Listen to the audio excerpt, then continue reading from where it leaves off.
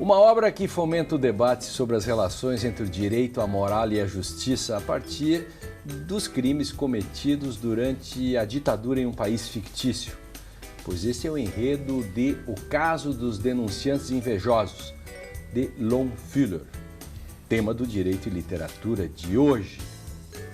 Para essa conversa participam o presidente do Conselho Nacional de Pesquisa e Pós-Graduação em Direito, CONPED, o Vladimir Oliveira da Silveira, e o coordenador do Programa de Pós-Graduação em Filosofia da Unicinos, Alfredo Colleton.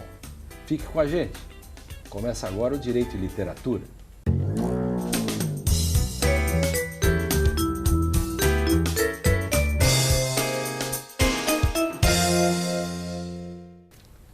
Olá, no Direito e Literatura de hoje, que tem o apoio do Programa de Pós-Graduação em Direito da Unicinos, vamos tratar de um texto maravilhoso, O Caso dos Denunciantes Invejosos, de Lon Fuller. A trama conta a história que acontece durante a ditadura em um país fictício, em que as pessoas são denunciadas por pequenos atos e condenadas à morte por pessoas invejosas, são os que denunciam. O debate que o autor sugere é a restaurada democracia, os denunciantes podem ou não podem ser responsabilizados por essas mortes. O autor é americano e professor da Faculdade de Direito de Harvard, publicou estudos na área de Direito Civil, Filosofia e Teoria do Direito.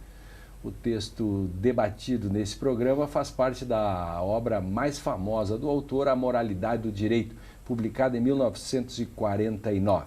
Bem, para debater este texto, participa o presidente do CONPED, o Conselho Nacional de Pesquisa e Pós-Graduação em Direito, Vladimir Oliveira da Silveira, e o coordenador do Programa de Pós-Graduação em Filosofia da Unicinos, Alfredo Colleton. Então, vou começar com o Vladimir. Bem-vindo. Assim, do que trata? A obra é pequena, né? Do que trata? O que o nosso Lon Fuller mostra com esse pequeno texto? Eu acredito que o texto ele é extremamente atual, né? Importante nesse momento que o Brasil vive, justamente porque ele retrata um cenário fictício, tá? No qual ele discute a chamada justiça de transição. Então, fala sobre um país fictício, tá? Um país claramente inspirado no regime nazista da Alemanha, tá? As dimensões do país, tá? Os eventos que ocorreram naquele determinado país, até alusão ao grupo político, tá? Os chamados camisas púrpuras, tá? Que faz um retrato, uma indicação, obviamente, em relação à SS alemã, que eram chamados camisas marrons, né? E discute, né, a justiça relacionada com o direito e também a questão moral. A obra ela faz parte, ela é um pedaço, na verdade, do The Morality of Law, né, do Lon Fuller, que também é o autor daquele famoso caso dos exploradores de caverna, né, e que ele é extremamente interessante para inserir o aluno da graduação, mas também para que nós possamos aprofundar o debate da teoria do direito, da filosofia do direito, em relação a questões extremamente caras. Falar sobre o direito no tempo, as teorias do direito, e acho que é extremamente importante essa relação entre direito e política, né? Durante o caso, né, ele é apresentado de uma forma que ocorreu a mudança, né, a transição no sentido da saída do regime autoritário para o regime democrático, e o autor é colocado na figura do ministro da Justiça. O que fazer com as pessoas que denunciaram os outros, são os denunciantes invejosos? Exatamente. E como puni-las ou não puni-las? Alfredo, isso está muito mais para a filosofia moral do que para direito? Poderia se dizer assim até? É verdade, e traz um problema que é tratado desde a antiguidade, né? Já no Antigo Testamento tem um caso, acho que foi o Davi, que manda o marido de uma donzela que ele achou muito interessante, manda para a guerra. Então, como que se faz para julgar a e manipulação? Ele fica com a mulher Fica com a mulher. O cara é soldado, manda para a guerra. É. Tem dois problemas sérios ali, né? Um é a manipulação da normatividade para interesses pessoais e mesquinhos, né? E outro é a retroatividade, julgar retroativamente, né? Coisas que foram feitas dentro do âmbito de uma legalidade. Isso. Então tem duas coisas bem importantes.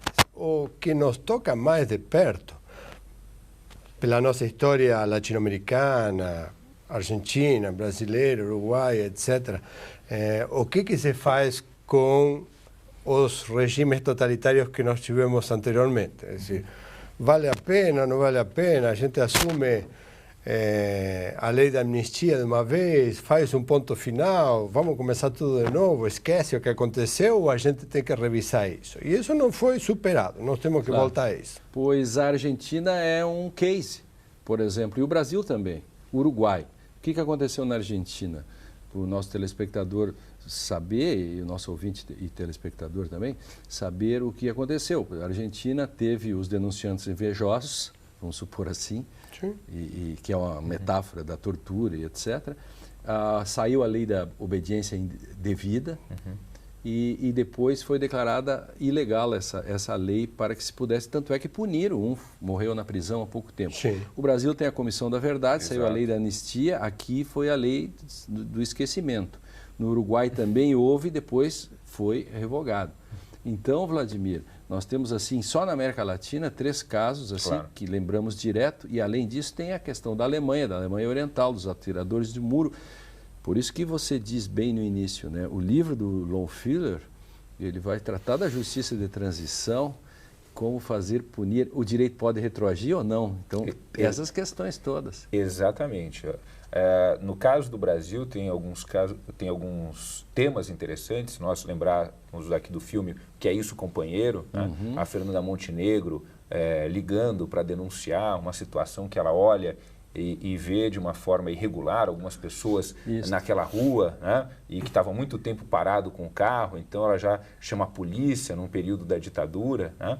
E temos a questão do Araguaia, né? Que também poderíamos envolver o próprio a própria morte de 3 membros do PCdoB, né? Que existe uma discussão não confirmada ainda, mas que tudo indica que eles foram vendidos por, inclusive, companheiros, né, por uma quantia em dinheiro, né, que o governo teria pago para um dedo duro, um denunciante. Um né? denunciante, é.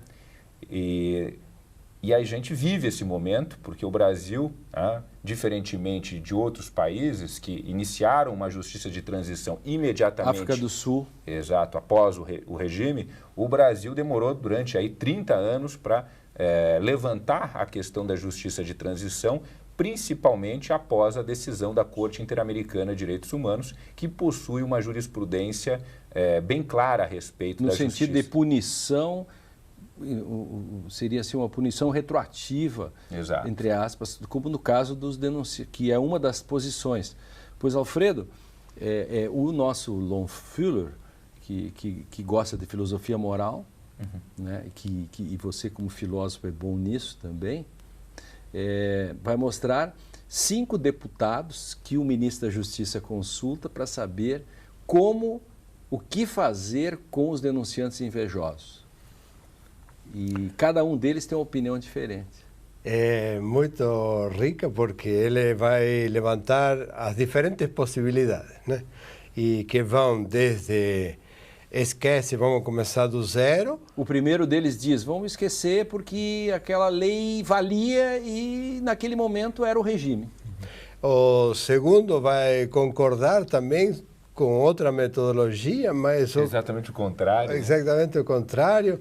Cada um vai até aquele que exige punição severa para cada um deles e até aqueles que vão exigir que se faça uma extinção entre aqueles que denunciaram de boa fé e aqueles que denunciaram de má fé. Bom, então aí já estamos indo a um terreno que é o terreno da intencionalidade, daquele Então aí já é uma questão bastante complexa e que está muito mais próximo da moralidade do que da legalidade, né? Claro. Assim, como que a gente vai construir um instrumento para avaliar intencionalidades, né? Então, mas o que me parece importante, o que está em discussão, é essa relação entre moralidade e legalidade, né? E que não é um caso resolvido. E em cada um dos argumentos eu li, reli assim, e a capacidade que eu tenho de ser convencido pelos argumentos quando são racionais e bem fundados, né? E cada um dos 5 são realmente convincentes. E a gente os lê e diz, não, realmente o sujeito tá certo, né? Até tem uma historinha, vou aproveitar para contar, é curtinha, né? O Abraham Slabowski sempre conta esta história de um patriarca judeu, né, que está com um problema entre os filhos, aí vem um filho se queixar do outro, conta uma história longa, né, e argumenta, etc. Aí o patriarca diz, você tem razão. Depois vem o outro filho, também argumenta, e diz, você tem razão. Daqui a pouco entra a mulher e diz, pô, mas tu deu razão aos dois, e os dois eram contrários. Tu tens razão também. Todo mundo tem certa razão, né? As 5 posições têm certo, são razoáveis, são defensáveis. Essa é a grande riqueza do debate, né? Que coloca uma discussão que, inclusive, ideológica ou mesmo emotiva, né? E levanta algumas paixões acerca do direito. Acredito que principalmente para os alunos que ingressam na carreira jurídica, né, é extremamente interessante a discussão. Todos deveriam ler, evidentemente. Eu acho que deveriam, sim. E mesmo para professores mais conceituados, né, o aprofundamento dos temas e dos argumentos colocados, né, faz com que a gente consiga estabelecer classificações mais claras, né, em relação à teoria do direito, o que eu acho extremamente positivo. Claro. A gente vai debater isso na sequência, essa questão do direito e da moral, que é a grande questão da construção da teoria da norma hoje. Perfeito. Porque qual é o papel do direito, qual é o papel da moral? Quer dizer, a moral corrige o direito ou não? Porque no fundo é essa questão. Qual é o papel do direito, qual é o papel da moral? Quer dizer, a gente sempre tem a tentação de corrigir o direito pela moral, o justo e o injusto. É justo também fazer um pequeno intervalo, Direito e Literatura volta logo, né, para continuar sobre o caso dos denunciantes invejosos do Lon Fuller. Não saia daí, é um instante só.